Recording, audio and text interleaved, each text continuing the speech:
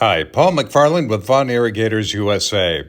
Soon you'll be seeing your Vaughan Irrigator arrive, and it will look just like this. It'll be arriving on end on a standard pallet, and it is bundled up nicely in plastic, so it is very tidy. By the way, it is also very heavy. It weighs over 700 pounds, so do be careful when moving out and about and when assembling your irrigator. And if you're expecting to pick up your shipment at a terminal or business, I want to let you know that it'll fit nicely in the back of a standard pickup.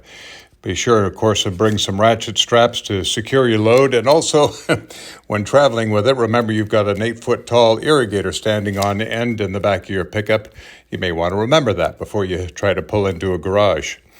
And now that you have your irrigator, here are some of the tools that you'll need to finish assembling it.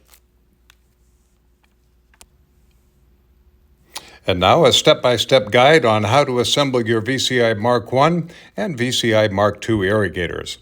By the way, they are the same irrigator, except that the VCI Mark II has a 45-foot boom, and the VCI Mark I has a 33-foot boom.